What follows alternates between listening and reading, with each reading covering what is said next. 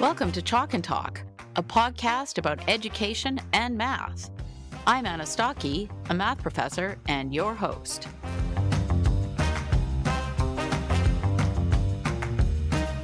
You're listening to episode 7 of Chalk and Talk.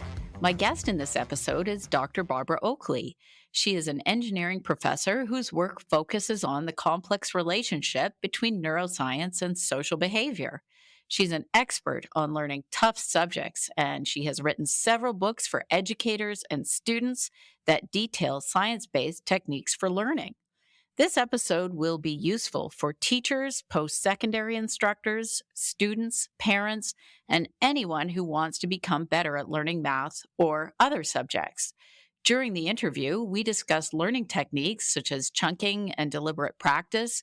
We explore why being a slower learner may not necessarily be a drawback, and we consider whether it's possible to catch up on math skills later in life. Dr. Oakley shares some effective study techniques and offers strategies for overcoming procrastination. My website includes an extensive resource page for this episode, and I really encourage you to check it out. Dr. Oakley's work on helping students learn math and science is truly inspiring, and I'm excited to share our conversation with you. So, without further ado, let's get started. I'm delighted to introduce my guest today, Dr. Barbara Oakley. She is joining me from Florida. She is a professor of engineering at Oakland University. In addition to having 3 engineering degrees, including a PhD in systems engineering, she has a BA in Slavic languages and literature. She co-created and teaches with neuroscientist Dr. Terence Sejnowski a MOOC, that stands for Massive Open Online Course, offered on Coursera called Learning How to Learn, Powerful Mental Tools to Help You Master Tough Subjects. That course has been taken by more than 3 million students.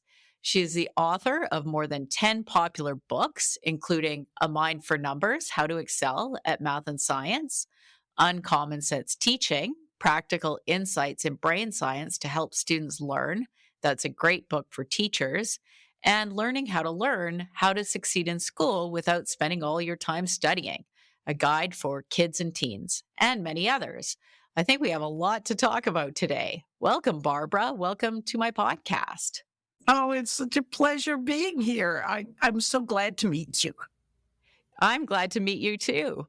Your career progression is quite intriguing. How did you go from studying languages to studying engineering? I always wanted to learn another language, but I didn't hang around bilingual folks. It's different in the US than in Canada, where there's this nice, healthy enjoyment of having 2 languages. And I couldn't really find a good way to learn another language except to join the military. And I'd actually get paid to learn another language. So I went to the Defense Language Institute right out of high school and learned Russian. I just picked it really at random and spent about 1.5 years learning it. But then went on and got my first degree. I was lucky enough to get a in-service ROTC scholarship that allowed me to go and get my first bachelor's degree in language and Slavic languages and literature.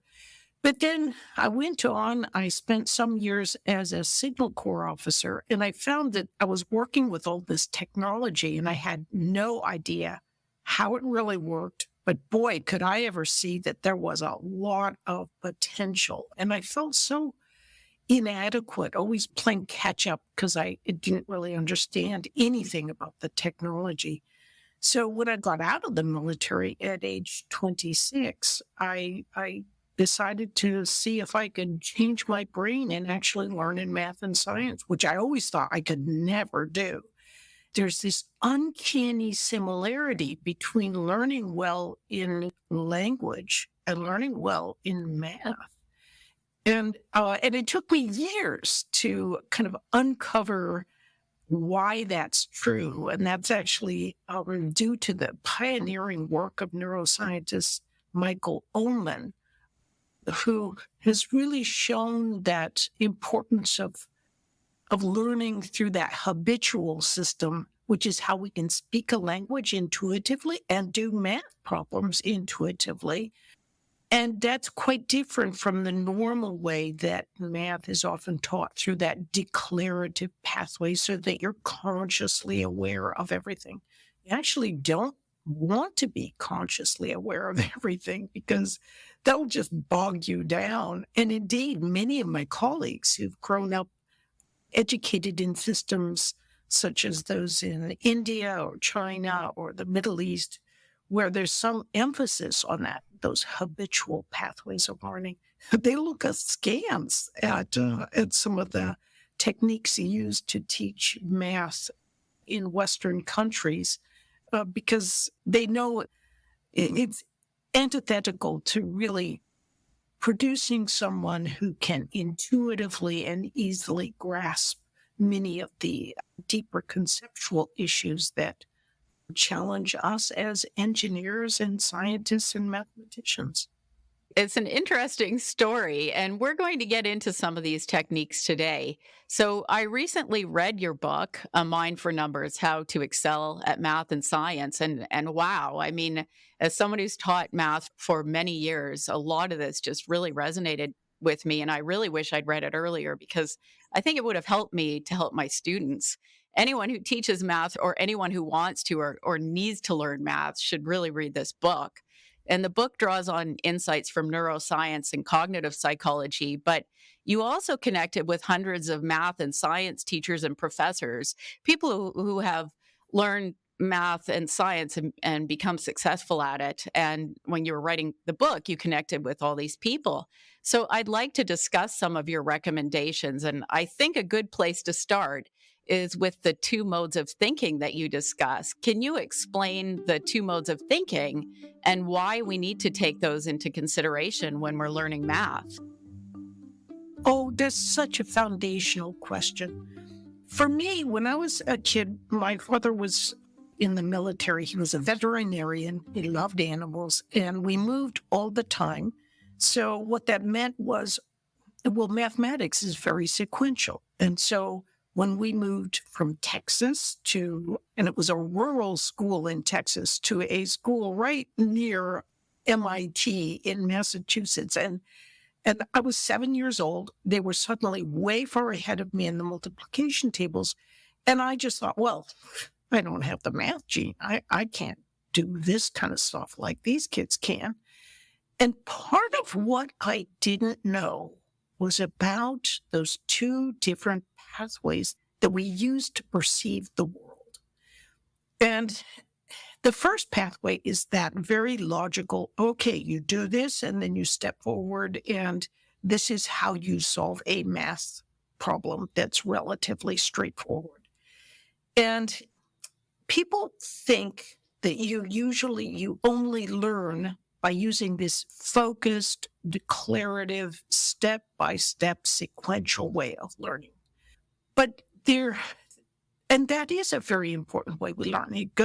That's a way we learn through declarative explanations, and that learning takes place largely through the hippocampus. So the hippocampus serves as this conduit, a pathway for us to deposit facts and information that we've learned in long-term memory. But there's this completely different pathway that we can use to get information into long-term memory.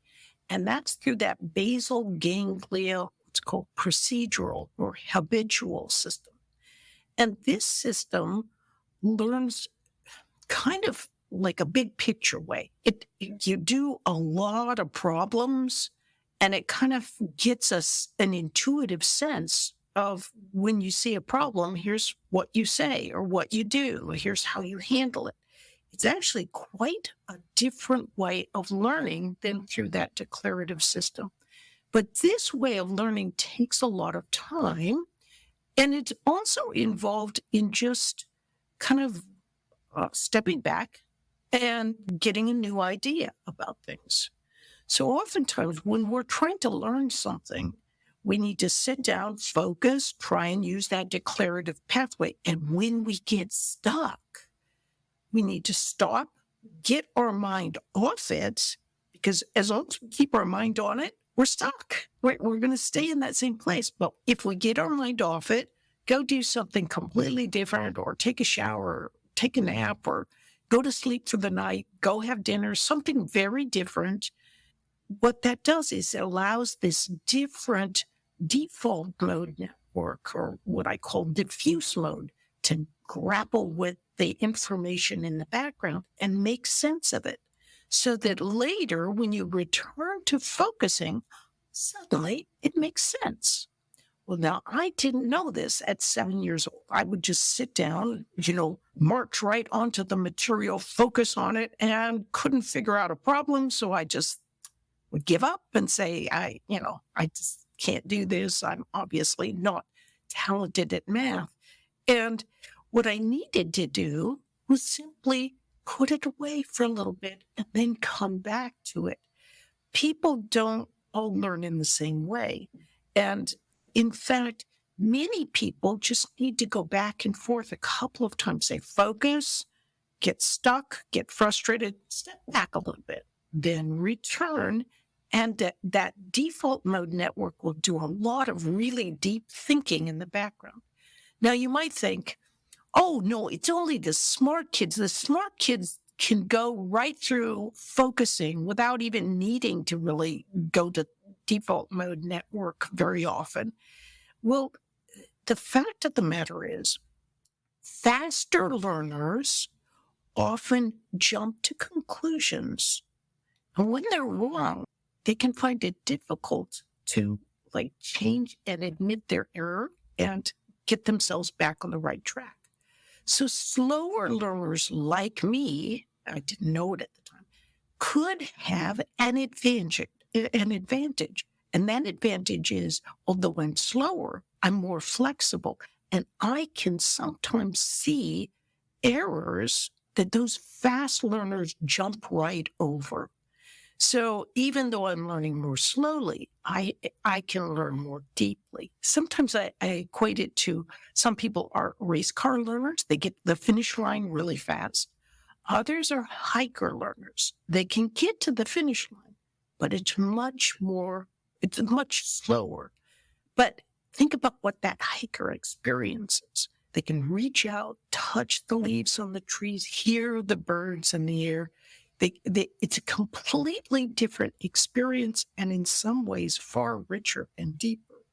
So being aware of those two pathways of learning is important to teach students even early on, because it gives them hope, and it also acknowledges that sometimes the best way to get past that frustration of something you're working really, really hard on and you can't figure out is to let go, because that's what will unlock that other mode that can do that problem, help you with that problem solving. Wow, I really like the way you broke that down. And I'm quite familiar with this as someone who's learned a lot of math, and I'm still continually learning math. That's what we call aha moments, right? When you walk away from the problem, and later you're in the shower and you have this great idea. If you've experienced it enough times, and when you've taken a break from a tough problem and maybe you move to a different problem and you come back to it and you're going to have better ideas, then you know that this happens. But I think sometimes you're right. I think that students think that if they don't get the problem right away, that means they're never going to get the problem. And another thing you mentioned there that I want to talk a bit about, because I know this very well as someone who's worked with many mathematicians over my career. There are some people that come across as really quick. So there are students that grasp concepts really, really quickly. And you mentioned in the book that sometimes that means that those students actually have really strong working memories. But being quick is often equated with being clever in mathematics. And students who don't grasp the concepts as quickly notice these really quick students, and it can be really intimidating. And I mean, as someone who teaches and I'm at the front of the room, I kind of see what's going on. And it's sometimes those students who don't grasp things really quickly that maybe they work a little harder, but they actually often do better in the class. Is there any truth to what these students think that, oh, if they're not as quick, that maybe they're not as good at math? And what would you say to a student who takes longer or has to work harder to grasp concepts? There's plenty of evidence from an evolutionary perspective, even, that those who learn more quickly have trouble letting go with what they've learned. So in other words, their little dendritic spines form these relationships, form connections. Oh, you've learned something. And you can't, it's like, oh, it sticks really well. And then they think they've got it and they can't change their minds as well. So I'll give you a couple of examples. So Santiago Ramon y Cajal was a very slow, very, very bad learner. But he decided he wanted to become a doctor. And he after being thrown out of elementary schools and so forth, and after much struggle, he finally became a doctor and he became a professor of anatomy. And he eventually won the Nobel Prize. And that wasn't enough. He's now considered the father of modern neuroscience. And he was asked, he was like, okay, how'd you do it? Because knowing that he wasn't really that bright of a guy. And he said, I was no genius. But he said, I have worked with many geniuses. And the problem with geniuses is they jump to conclusions. And when they're wrong, they can't change their minds. And indeed, we all have differing baths of neurochemicals that kind of bathe our neural connections. And some people's dendritic spines, which are like part of that connection, they form and they stick in place. So when a person goes to remember something, that connection clicks in, which is great, and it doesn't fall away. But because it doesn't fall away, once they think they've got that idea, they can't change. And this indeed is part of why sometimes, you'll see these leaders in mathematics education, for example, who are promoting ideas that are actually counterindicated by all of today's research, but they can't change their minds because they're inflexible. There's a phenomenon in medical school, and there's a little slang term that everyone uses in med school for the top medical school student and they call him or her the gunner. And the gunner is someone who can remember it all, and they learn really fast. And they also kind of like to show off how much they know. So when the doctor says, okay, well, what's the diagnosis here? The gunner is the first one with their hand in the air. Everything will click, click, click right through in their brain. They know exactly what the usual key items to check off to diagnose a certain disease. And they'll check it all off really quickly, form that connection. They've got their diagnosis, and they won't rethink it. They won't look more deeply. And someone who's a slower learner, on the other hand, they're going to forget things, and they kind of have to reform, and they're more flexible about what they're thinking. And this flexibility helps them to actually grapple more closely into the truth. We can see that even with mathematician Andrew Wiles, the great mathematician who solved Fermat's last theorem. And he said part of the reason he was successful in doing that was because he didn't have a perfect memory. He would do something, would take an approach, and it wouldn't work. And then he'd forget later on that he had tried something, and he'd do it again, but he'd do it slightly differently because he'd forgotten that he did it before. And when he tried it again, he'd do it differently. Then he'd succeed. So not having a perfect memory. Having a really good memory is terrific, but it also can lock you in unnecessarily. So you can be really fast and you can, get people to marvel at you, but you can also end up being sometimes inflexible and it can be difficult for you to acknowledge when you're wrong. It would also be good if we let our students know this, just because you see people in the class and they're answering things really quickly, and it is intimidating to students. But that doesn't mean that that person is necessarily smarter than you or that you can't learn that material. Just telling a few of these stories, I'm just amazed sometimes at how encouraged people are when they hear that it's okay, that you can actually be really, really good if you're not necessarily some super fast student. I mean, the relief is palpable in classes. Just a few of these stories makes an enormous difference. Oh, and Friedrich Hayek, the Nobel Prize winner, he wrote an essay on how important it is to be able, that there are fast thinkers, and he was a really slow and not that great thinker, but he could spot the errors because he wasn't jumping to conclusions. And that's why he won the Nobel Prize. And you're an example too. You described yourself as a slower learner and you got a PhD in systems engineering. And I also I don't consider myself to be a fast learner. It often takes me a long time to learn things. And I was able to get a PhD in mathematics. So yeah, we have to be careful about these myths out there. I have three of your books, and in each one of those, you address procrastination. And so I found that really interesting because that's not often something you see addressed in a book about learning mathematics. But you mentioned that procrastination is a particularly big problem when learning math. So why is that? Well, there is research evidence that shows when you even think about something you don't like or don't want to do, it activates the pain centers of the brain.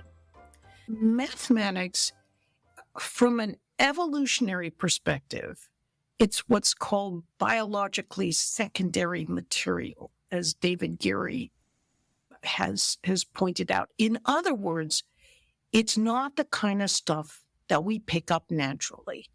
So like our little 3-month-old granddaughter, she can look at a face and boy, she knows, different people right off the bat. She's got this automatic facial recognition system.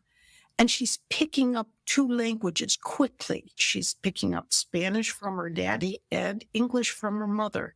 And she listens to it and she's picking it up. And you can see her trying to go and roll her R's and things. Those are natural. Our brains are geared for that. But our brains are not geared from an evolutionary perspective to learn mathematics. So we have to repurpose. We have to kind of shove in these new ideas because they're not something that naturally comes to us. And it's harder to do. And for some people, it's in fact, for many people, it's a little bit more painful. But actually, once you get over the hump of these initial, it's like, learning the multiplication tables, learning, how to add things and then fractions and so forth. Once you start getting past these, you begin to see, you start climbing up and you begin to start seeing the beauty of math. But oftentimes in the early parts, it's hard to see the beauty. And sometimes you just kind of have to trudge through it a little bit. And, for a lot of kids, it's kind of like doing your scales with a musical instrument. I mean, it's not fun, but it helps get you there to where you can really start working some magic. Okay. And so, what are some tips for avoiding procrastinating? The best one by far is the Pomodoro technique. So this was invented by an Italian, Francesco Cedillo, in the 1980s. And, as you mentioned, we've had over 3 million people in our massive open online course. Actually, it's probably in all languages, it's something like 5 million. And I have gotten thousands and thousands of emails saying the Pomodoro technique changed my life.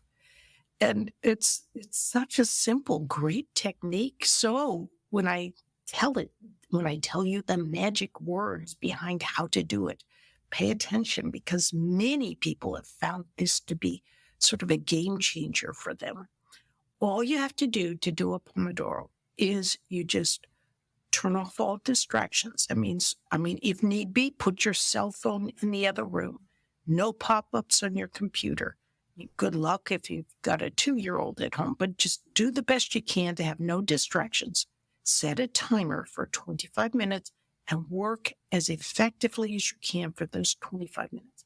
When your mind kind of wanders off, which inevitably will, just do the Zen thing and bring it back on target, because your goal is to spend as much of those 25 minutes intently focused on whatever you're working on as you can. And then when those 25 minutes are done, give yourself a 5-minute relaxing reward break. And the idea here is truly don't pick your cell phone up and say, oh, I'm just going to check and see if I got a text. And then you pick it up and then you did get a text. So you start responding. You're just going back into focusing. The idea here is with those 2 modes that we mentioned earlier, the idea here is to get yourself in that diffuse default mode network of neural relaxation. So that means be a little bored, kind of look. Your mind will be working in the background, consolidating and putting that information in its place so you can make better sense of it. If you want to listen to a little music or make a cup of tea or kind of walk around a little bit, a lot of times what people will do is they'll do 3 Pomodoros and then with 5-minute breaks that follow them. And after the 4th, they'll take a half-an-hour break. So that's a good way to make use of like 2.5 hours of studying. You'll get more done, surprisingly, than if you just said, I'm going to power through and work this entire time. There's lots of apps that can help you with Pomodoros, and you can kind of play with them and get little medals for succeeding with Pomodoros. But that is really one of the best tools. And especially if you have attentional syndromes, then a Pomodoro can help keep you on task. And if you have trouble coming back after the break, just set a 5-minute timer for that break. Yeah, that's really great advice. And I'm going to be passing that along to my students in the future. It's really easy to sit down and study for 8 hours, but not actually study because there are just so many distractions. You really have to turn everything off. I actually use Forest, which is quite a good app for keeping you on task. We do need to get a lot of practice in math and make sure we get our study time in, and you really have to avoid the distractions. So I wanted to talk a bit about chunking. And you mentioned that a common trait in professionals in math, science, and technology is that they learn how to chunk, and that this is really important for learning math concepts. So can you explain what are chunks and how can we create chunks in long-term memory to help us solve math problems? Chunks are a little hard to explain because they can be as big or small as you want them to be. So first, let's look at learning how to play a song on the guitar.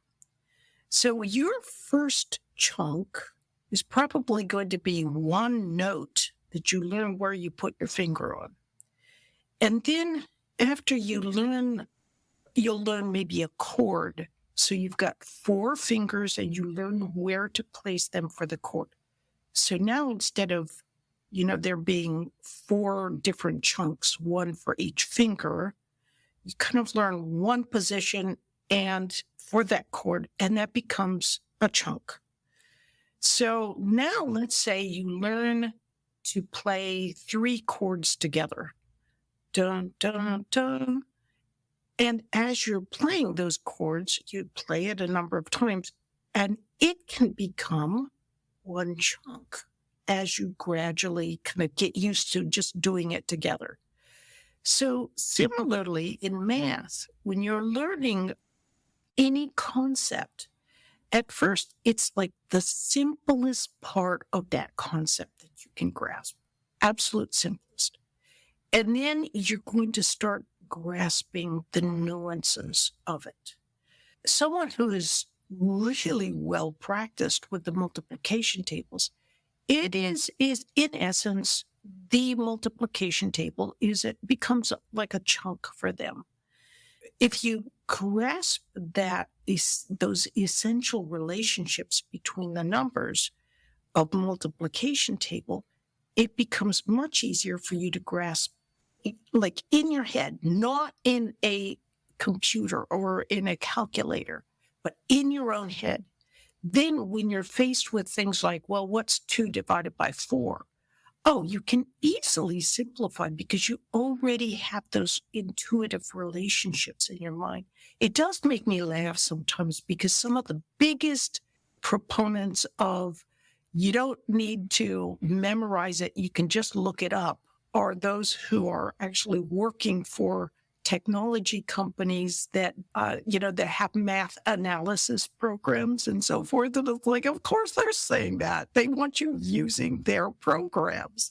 This relates to what we were just speaking about before, though, as far as, let's say that you're trying to learn some concept. Let's say that it relates to the binomial distribution. You're really trying to grasp that idea. What is the binomial distribution?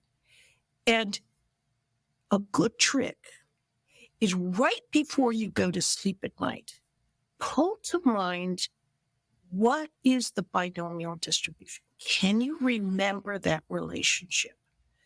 And just take 2 minutes, pull to mind that relationship that you're trying to understand, or a concept you're trying to grasp, or something you're trying to remember.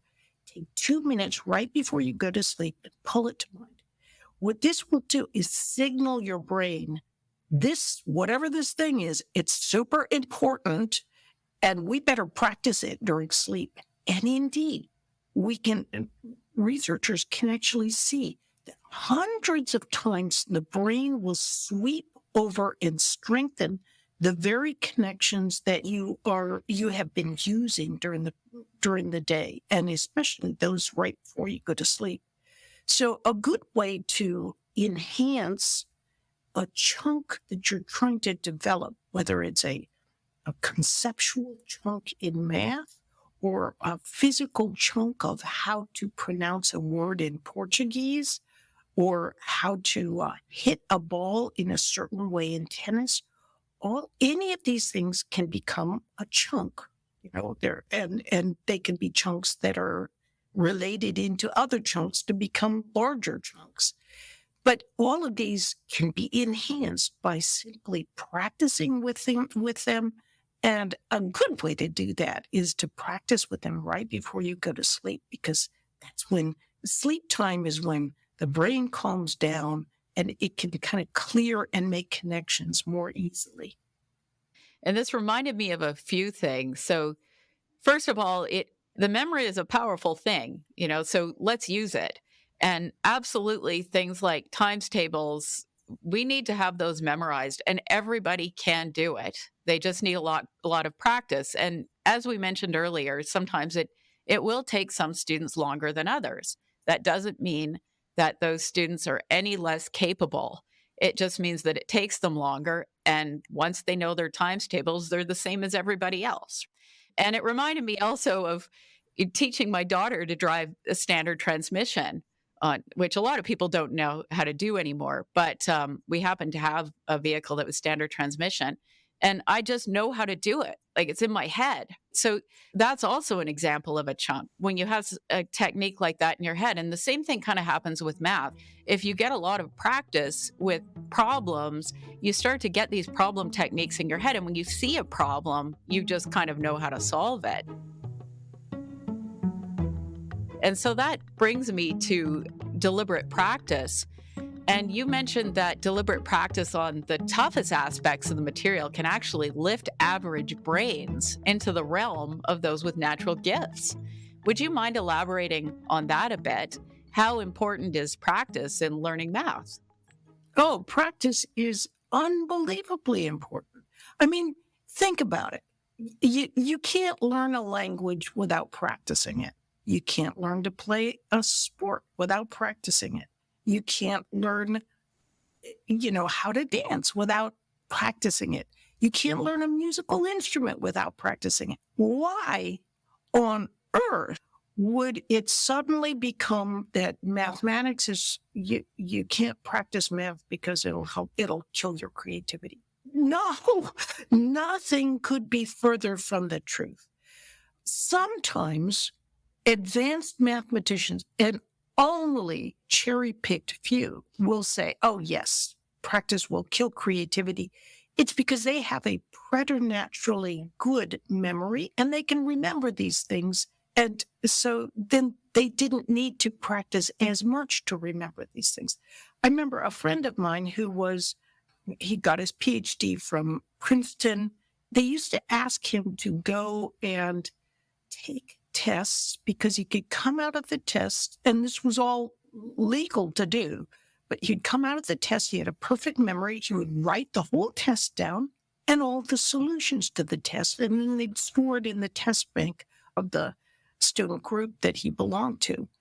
And he was always very keenly, oh, you don't need to memorize anything. Why take the time to do that? And I'm like, of course, you don't need to memorize things because you do it naturally without spending time on it. You don't know how someone like me thinks. And I think more like typical students do.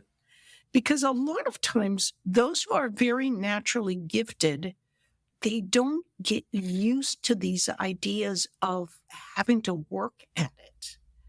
It all comes easy for them. So what can happen, for example, when they are in high school, it's all easy. So they don't learn skills about how to tackle procrastination, for example. So one thing that can happen, like a big problem at schools like MIT is that these super smart students will arrive and they have no good study skills. And some of them just wash out because they're really smart, but then they get there and they haven't really learned how to study well. And, and so there are students who go through MIT that are not as gifted, if you want to, however you define gifted, as some, but they know how to practice. They know how to really bring out the best that's in their brain. I know a fellow who is in the top 100 of most cited scientists ever, and he has dyslexia, and it was very difficult for him to learn. But he developed this technique where he would go and take a textbook and he would just open it at random and try to find a problem to solve randomly by, so he wouldn't know what technique or what part of the book it was in. This is a form of interleaving, sort of randomly picking problems out and practicing with them. So you don't really, like a lot of times students will know what that problem involves. Is this a perimeter problem or is it a volume problem? And they already know kind of what formulas to use. But if you don't know what type of problem it is, you aren't told that right ahead of time, and you practice that way, you can really develop your skills. So he developed these really great practice techniques so that even though he was not a superstar student, he could do really well. And even if you look at like Freeman Dyson, who was sort of Einstein's go-to mathematician, what did Dyson do? He would spend his holiday breaks working problems. He just loved it. And so he would work hundreds and hundreds of problems. And the other students weren't doing that. So people will say, oh, Dyson's a genius. He's just a natural. But that seemingly natural ability actually came out of a lot of hard work. Hard work is really important in math, and practicing is really important. And you mentioned that it is a bizarre thing that, yeah, there is this sort of movement, I guess we could call it, where people are saying that practice kills creativity, but it's exactly the opposite. I mean, to be a creative thinker, you need to have knowledge. You need to have things sort of seared in your brain so that you can draw on those techniques and facts and knowledge to actually be a creative thinker. And the other bizarre thing about it is that disparaging practice, it actually hurts the struggling students the most because they need the practice more than anybody. Practice with feedback to get good at math or many subjects, really.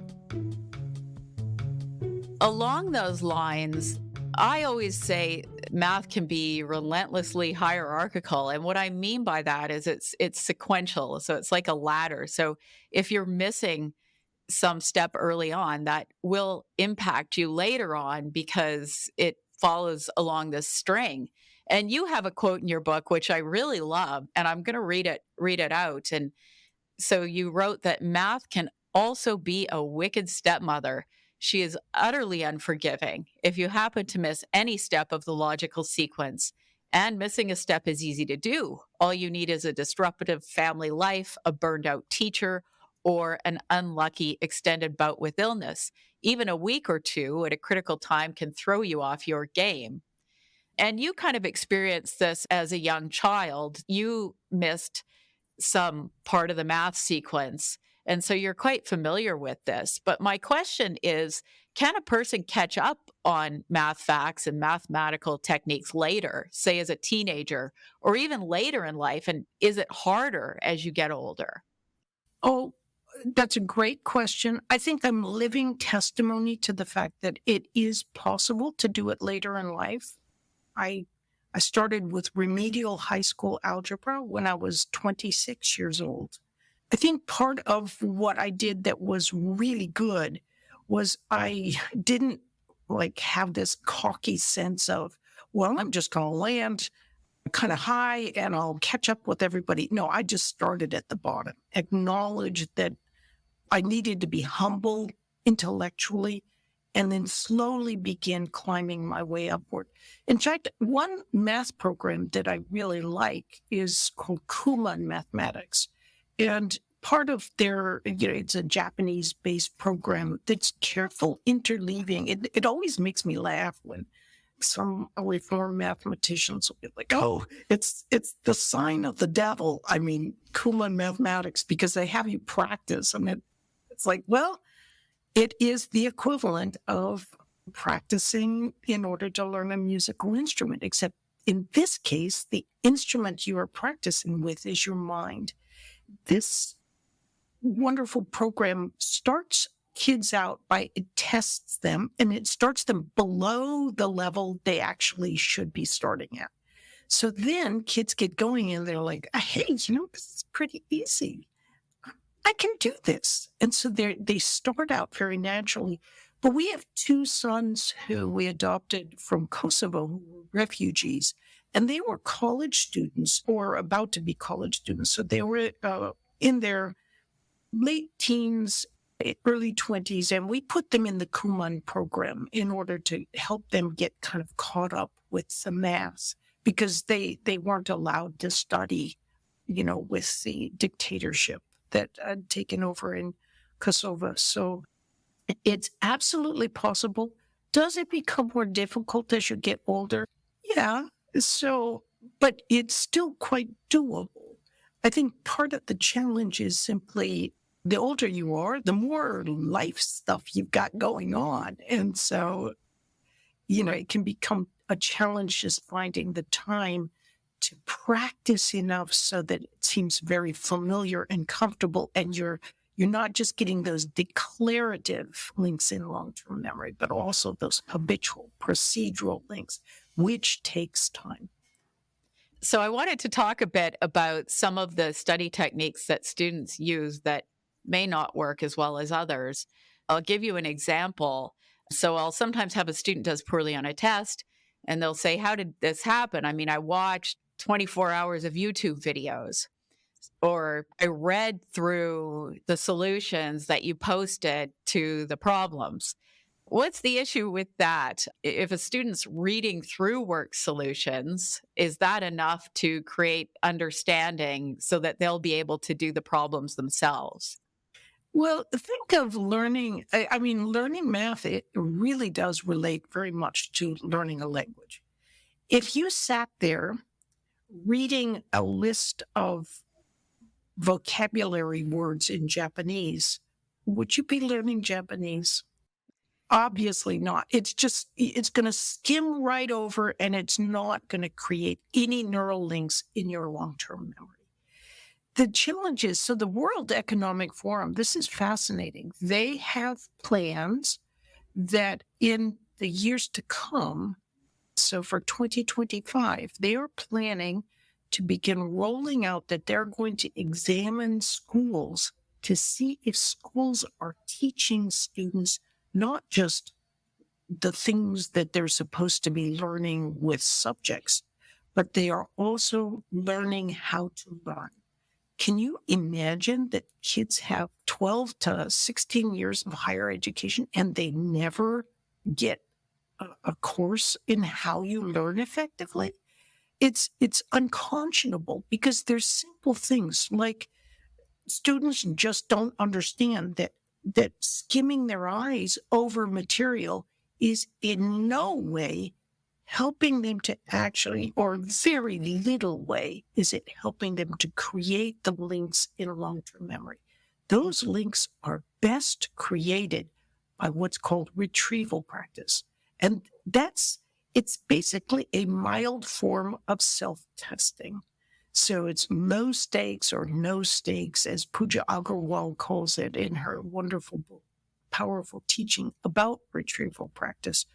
You're trying to pull ideas from your own mind. So what I would do is I would teach myself, I would look at a problem and I would have practiced that problem so many times that all I had to do was look at that problem. And I didn't practice it from the sense of I'm memorizing the solution. It's not this sort of humdrum plastic understanding. It was, okay, I see this problem. What's the first step? Now it's whispering to me what the second step is. And that step whispers to me, what's the next one? When I'm learning in this way, this intuitive way, so I can look at a problem and it whispers to me how to solve it, then when you do that with enough problems, you gain this intuition so that even when you see problems you haven't seen before, you have an intuition of how to go about solving it. Using retrieval practice, oftentimes poets will say, memorize the poem and you will understand it more deeply.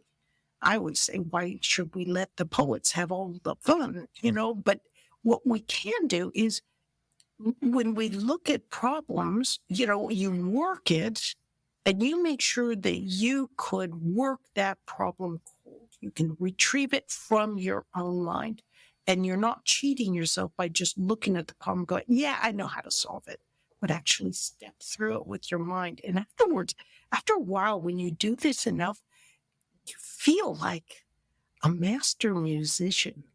It's like, oh, I'm not playing a chord, but I'm doing something even better. I'm playing with the concepts in my mind, and it's a really cool feeling. Precisely. And we can facilitate this as teachers too. So the idea is we want to make sure that students are actually working through the problems themselves. Sometimes that might be looking at a work solution and then actually putting it away and trying to do the problem yourself. As university professors, we try to give lots of homework, but with young children, you probably do want to guide that practice. Your book contains so many helpful things for students and for teachers, and you have one specifically for teachers that's also really helpful. And one thing that came to my mind, and we often talk about this when we're giving students tips, or some students did poorly on the test, and we go back to class afterwards and we give them tips for how they can do better the next time. Or on the first day of classes, I'll tell my students, you need to study at least 8 hours on your own outside of class. And we always say the issue is that the students who were going to take our advice probably would have done this anyways. And they maybe didn't even need me to say that. And the ones that really need to hear it are the ones who just don't hear it, or they don't listen. So, how can we get these messages through to our students so that they use these techniques that are recommended in your book? Oh, that's a great question. It all boils down to the question of motivation. And, you cannot motivate everyone. I mean, much as we would love to, and with current technology, we can't scramble into people's brains and change their motivation. So, one way that can be helpful, and this is just shockingly underrated or not discussed, is the importance of your own extraordinary enthusiasm for the subject you're teaching. If you think back on all of your favorite teachers, usually they were really, really enthusiastic. And what happens is when you're very enthusiastic, your face gets all excited. Your hand gestures are all excited. You're making surprising motions that are just enhancing what you're trying to teach. You're coming up with different kinds of ways. But those facial expressions can be mirrored in the faces of your students. And what a face is doing, actually, it dictates what the mind is thinking. You think what the mind is thinking dictates how the face looks, and that's true, but it works the other way as well. For example, if you put a pencil in your mouth, it will force the corners of your mouth up. And it's been shown through a lot of research over the years, this actually makes you feel happier. You will answer in ways that are happier. So anyway, mirror neurons, that there's a mirror neuron system in your students. And when they see your happy, excited, enthusiastic face, they can't help but get that same sort of feeling started inside of them. So a very important thing to do to help motivate your students is to reflect it in your face, this enthusiasm, because they will pick up on it, and have an expectation of your students. I mean, not like everybody in this class is going to do great, blah, blah, blah. But like each individual student, you expect that student to be a star. And there's so much research that's shown that, like when teachers are sort of nefariously told that certain students are actually secret superstars, those students will actually begin excelling, even though they were just typical average students. So expectations and enthusiasm can make a big, big difference for your students. It's really exhausting to be on. So when you go home, you can turn it off and relax and just like be a mental vegetable. That's what I do sometimes. But when you are in front of your classes, that is one of the best things you can do to help all of your students. That's excellent advice. And that's been my experience as well. Passion, enthusiasm, and having high expectations of your students will take you a long way in helping your students to achieve. So my last question is, we have a lot of students who are forced to take math. As young students, they're required to take math. At the university level, they may be required to take math as part of their program. Or we have students that are avoiding math, and then that actually shuts them out of certain careers. What advice would you give to students who think they're bad at math, but they're required to take it? An analogy for me is I used to teach electrical circuits. Half my class would be electrical engineering students who wanted to be there, and half of them were mechanical engineering students who did not want to be there, did not want to be learning from some lady professor at the front of the class, with this subject that really had nothing to do with them getting their hands on the engines they wanted to be working with and so forth. And so I just had these wonderful expectations. They would always sit in the back of the classroom and they, mutter to one another or whatever. And I would learn all their names and I'd call on them. And when they'd ask a question in a snarky, kind of mean tone of voice, I'd just field it as if it was really a good question, because actually often embedded within it was a really good question. And my expectations of these students were such that I ended up being called into the mechanical engineering department because I was stealing so many mechanical engineering students into electrical engineering because they were falling in love with the discipline. Be encouraging and encompassing and excited and know their names. You don't have to be everyone's friends, but if you're just encouraging them and you acknowledge them as human beings, even when they first look like they're going to hate you and hate your subject, it really can just change lives and change worlds.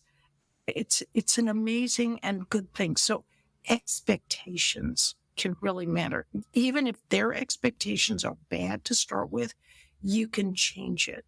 What can you do with counselors and so forth? One thing that bothers me is oftentimes students are simply not told that they need to start with math early and they need to get the calculus done in the first year or two. They can't just start with it because so much builds off of calculus. So I so wish that many guidance counselors were much more aware of the importance of pushing math earlier. But a real challenge is just the way that universities are often set up does not reward good teaching. And so as a consequence, students can find it very difficult to find encouraging teachers and professors and instructors, unfortunately, when they are beginning these critical early years where it's so easy to wash out. Yeah, I think that's unfortunately quite true. And I really appreciate your perspective on that. I really want to thank you so much for coming on my podcast today. I just feel so honored to have had the opportunity to speak with you today. And I really hope we get the chance to meet in person soon. I'd love that, Anna. So fingers crossed it will happen maybe this year, and if not the next. And in any case, thank you so much for your great work on the front lines of really helping people to learn math. And thank you for your work. So now I'm going to go do some work and I'm going to use the Pomodoro technique. Me too. Okay, thank you. I hope you enjoyed today's episode of Chalk and Talk. Please go ahead and follow on your favorite podcast app so you can get new episodes delivered as they become available. You can follow me on Twitter for notifications or check out my website, annastokke.com, for more information. This podcast received funding through a University of Winnipeg Knowledge Mobilization and Community Impact Grant funded through the Anthony Swady Knowledge Impact Fund.